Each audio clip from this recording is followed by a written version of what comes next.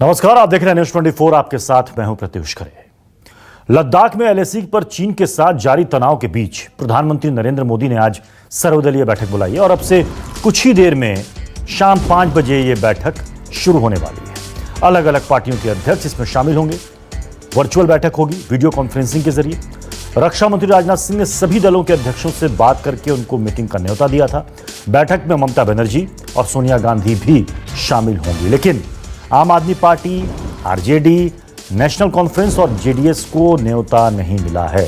RJD के नेताओं ने संसद भवन में गांधी प्रतिमा के पास इसको लेकर प्रदर्शन भी किया। राष्ट्रीय संकट के मसले पर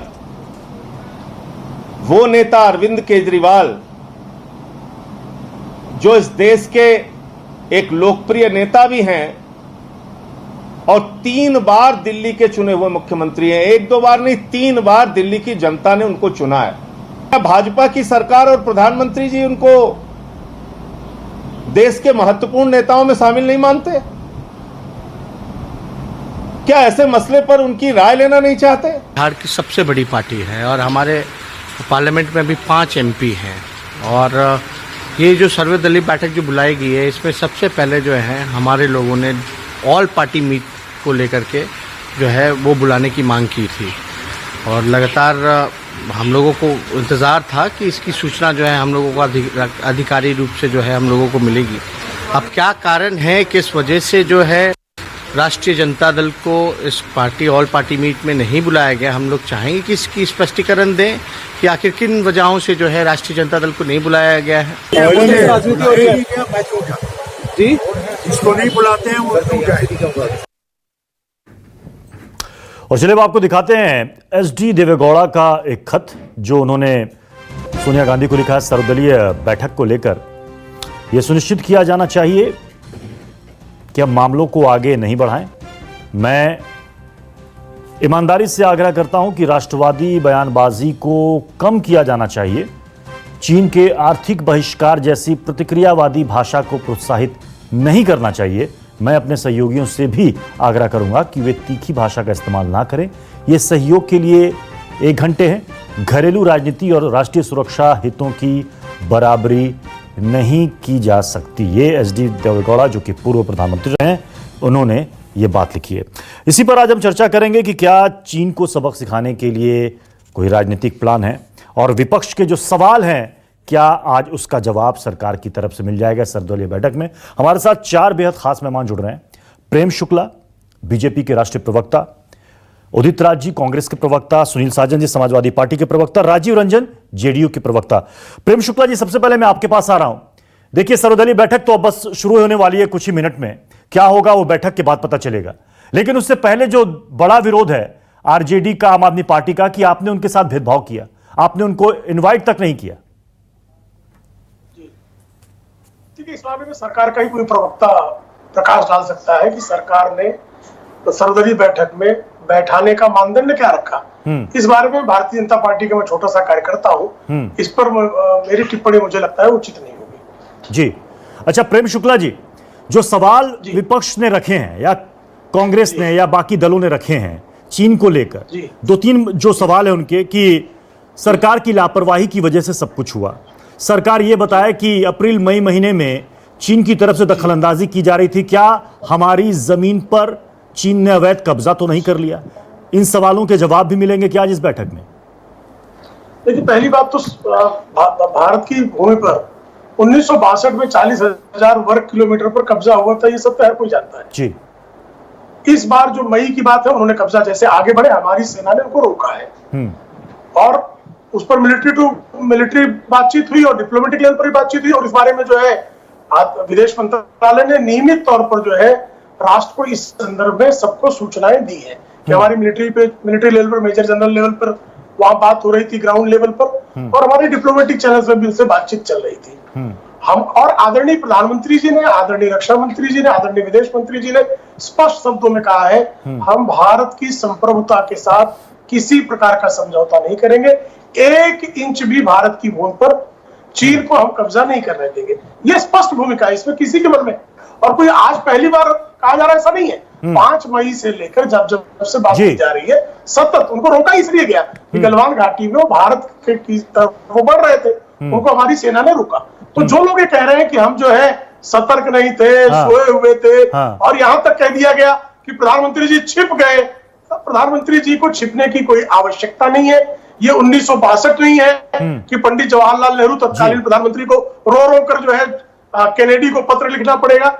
आज शक्तिशाली संप्रभु भारत है, ये को हम शांति चाहते हैं, लेकिन कोई हमारी संप्रभुता के पर प्रहार करेगा तो बिल्कुल बर्दाश्त नहीं किया जाएगा। उदित राज जी, क्यों कांग्रेस को ऐसा लग रहा है, क्यों कांग्रेस को ऐसा लग रहा है कि सरकार इस मसले पर देश से कुछ छिपा रही है, जबकि इस घटना के बाद खुद प्रधानमंत्री ने देश को संबोधित किया? उदित राज जी, उदित राज जी, क्या मेरी आवाज आ रही है? आवाज डिस्कनेक्ट हो गई है, फोन डिस्कनेक्ट। चलिए, मैं दोबारा से आपके पास आऊंगा। मैं सुनील साजन जी, मुलायम सिंह यादव हमेशा से कहते रहे हैं कि हमारा दुश्मन नंबर 1 चीन है, हम पाकिस्तान पर फोकस रहते हैं, लेकिन सबसे बड़ा खतरा तो हमें खुद चीन से है। और अखिलेश यादव ने खुद एक वीडियो भी ट्वीट किया है, नेताजी का पुराना वीडियो, जब सदन में वो ये कह रहे हैं कि कैसे चीन से हमें खतरा है। और कई बार सरकारों को इस ओर हमने आगाह किया, लेकिन सभी सरकारें उदासीन रहीं। इसमें बीजेपी, कांग्रेस की भी सरकार को भी उन्होंने लपेटा है। सुनील साजन,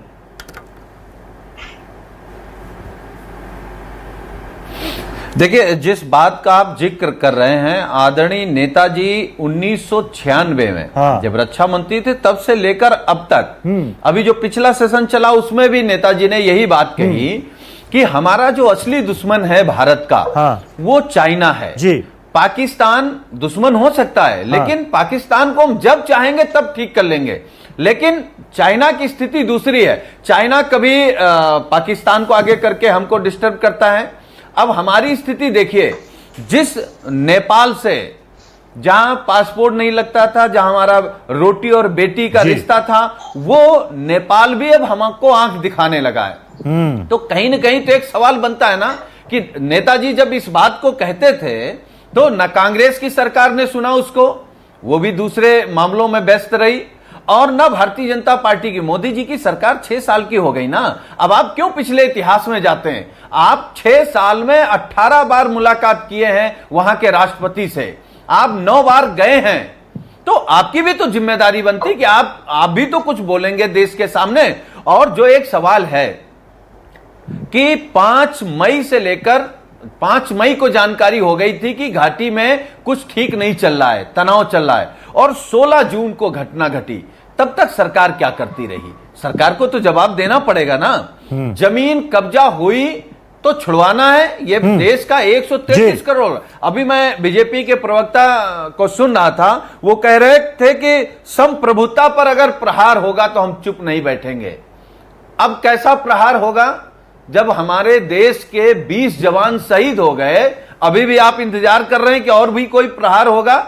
इससे बड़े मैं इसका जवाब प्रेम शुक्ला से लूंगा। उससे पहले मैं उदित राज जी, मैं आपके पास आ रहा हूं। उदित राज जी, मेरी आवाज आ रही है? मेरी आवाज आ रही है? उदित राज जी, कांग्रेस को क्यों ऐसा लग रहा है कि सरकार देश से कुछ छिपा रही है इस मसले पर, जबकि इस घटना के बाद प्रधानमंत्री ने देशवासियों को संबोधित भी किया था? कुछ भी नहीं संबोधित किया, चीन का नाम तक नहीं लिया। और यही मोदी जी थे 2003 में कहा था कि सीमा पर गड़बड़ी नहीं है, दिल्ली में गड़बड़ी है। ये भाषा कांग्रेस इस्तेमाल नहीं करना चाहेगी। यही मोदी जी है कहा था कि कमी वहां नहीं है, केंद्र में है। और आज वो सत्यापित हो गई, जो मोदी जी ने कहा आज उनके ऊपर लागू होता है।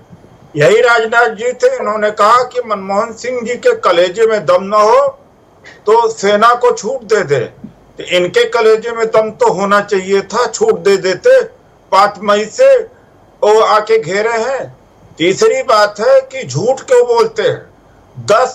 दुनिया का कोई ऐसा देश नहीं है जो अपने सिपाहियों को, अपने सोल्जर को डिसओन कर दे। 3 दिन से उनको गिरफ्तार करके ले गए थे, आज छोड़ा है।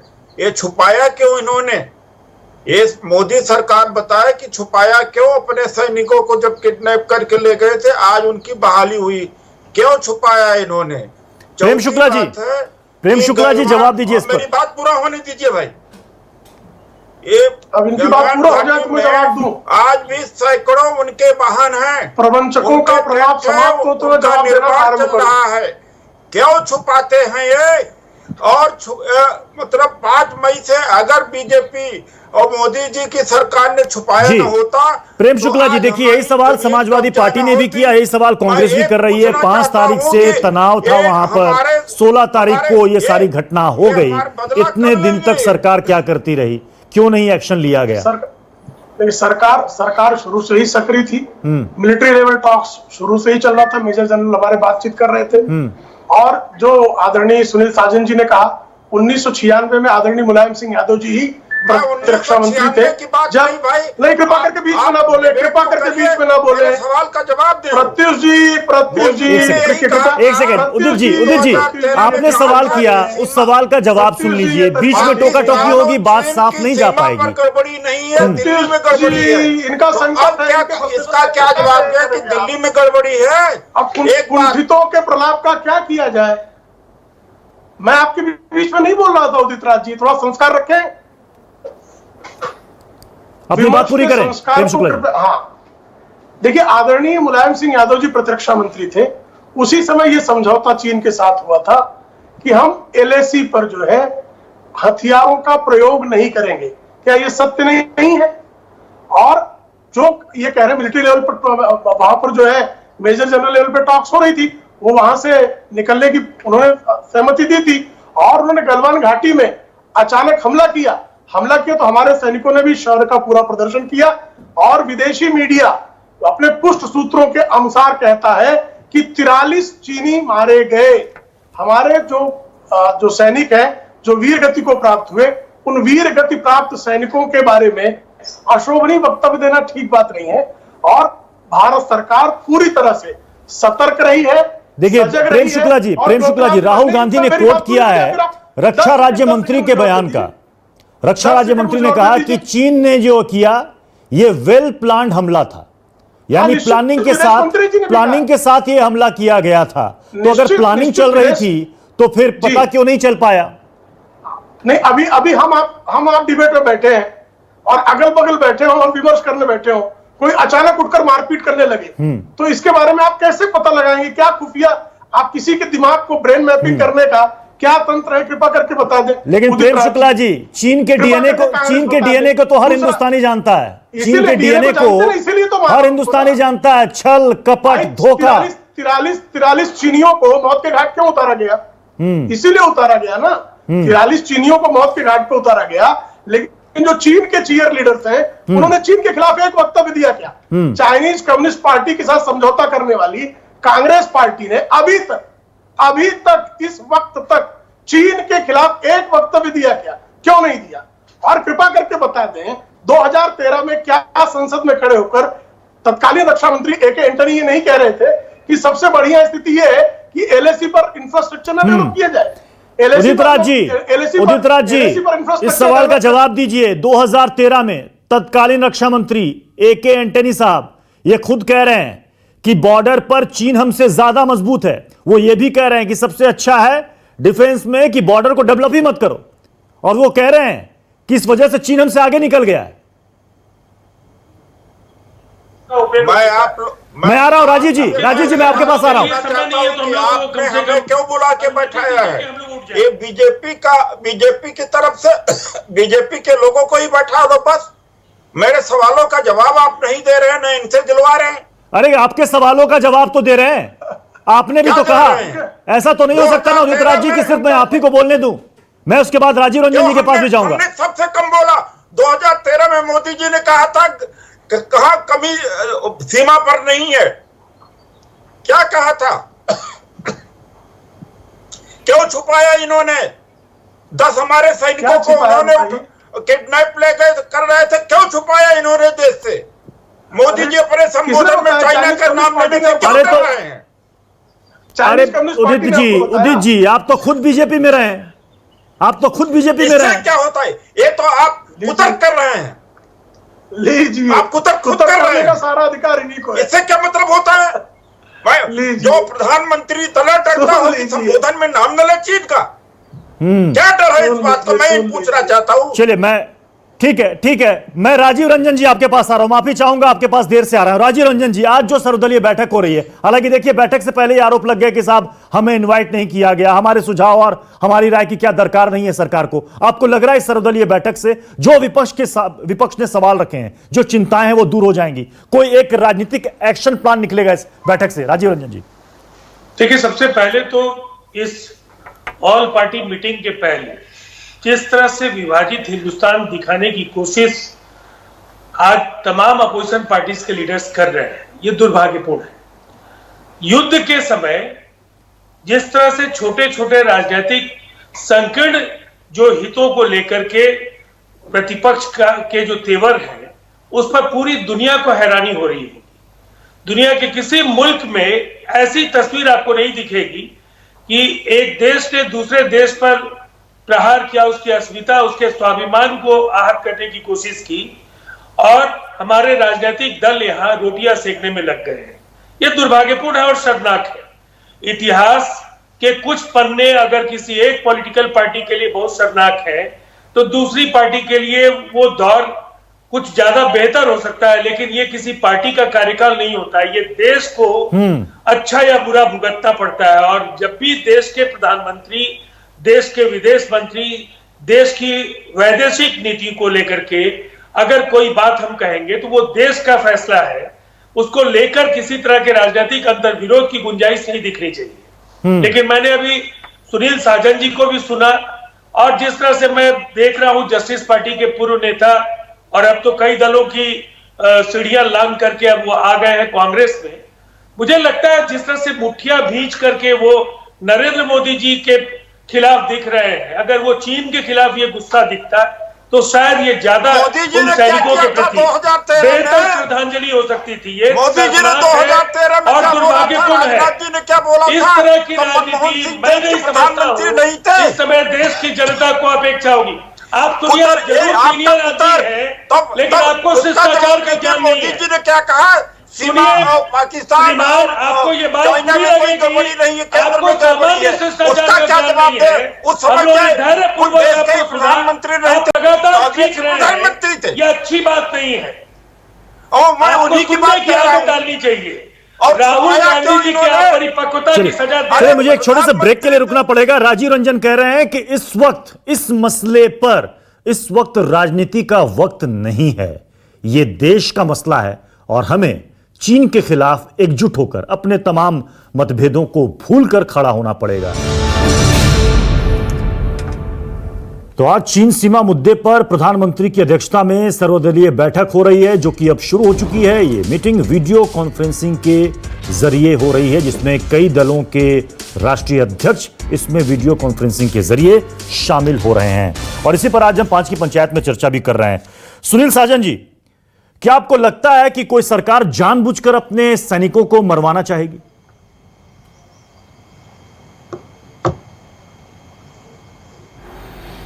देखिए, कोई सरकार भी जानबूझ के सैनिकों को नहीं मरवा सकती।